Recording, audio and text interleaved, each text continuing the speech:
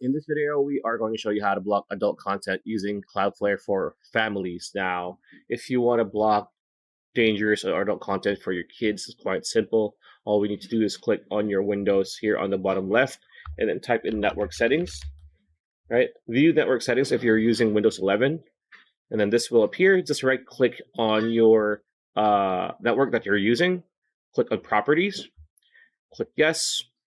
Now here, this pop-up will appear and you want to look for Internet Protocol version 4, right?